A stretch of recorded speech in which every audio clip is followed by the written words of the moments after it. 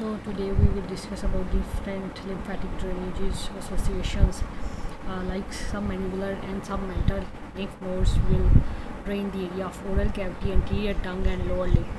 and it will be associated with malignancy and metastasis of that malignancy to oral cavity, while the deep cervical will drain the head, neck and oropharynx area and associated with the upper respiratory tract infection, infectious mononucleosis,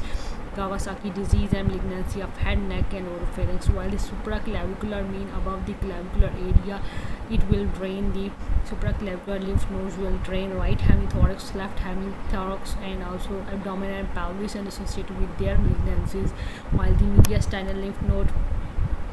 will drain the trachea and esophagus, and hilar lymph nodes will drain the lungs and associated with the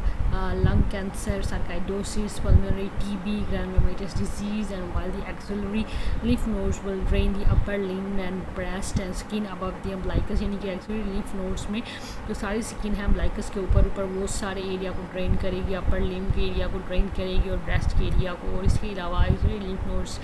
associated फिर होंगी। Pathology इनकी क्या होगी कि breast की infection हो सकती है, मेस्टाइटिस,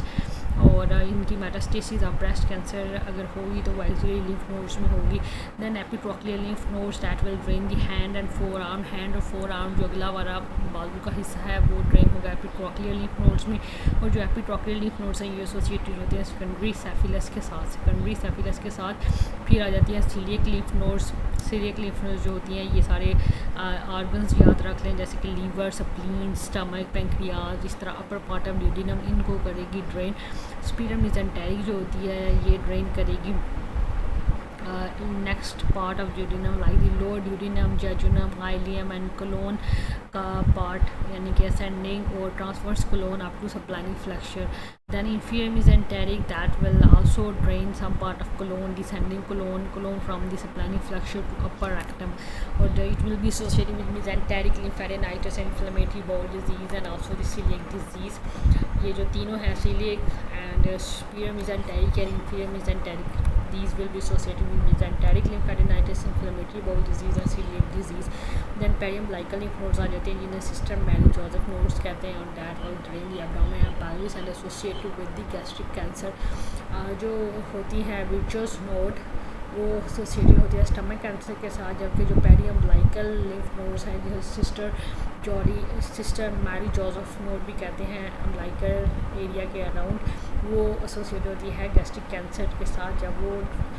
स्वेलिंग हो जाएगी उनकी तो गैस्ट्रिक कैंसर हो सकता है। पैरायोटिक लिम्फ नोड्स जो होती हैं that will drain the pair of testes and ovaries and kidneys and fallopian tubes and fundus of uterus as well, and external iliac and internal iliac. External iliac will drain the body of uterus and cervix and superior bladder, while the internal iliac will drain the cervix like external iliac जो है वो ऊपर वाले part को drain कर रहा है, जैसे कि बॉडी ऑफ यूट्रस होगी, सुपीरियर पार्ट ऑफ ब्लैडर हो गया और सर्विक्स होगी,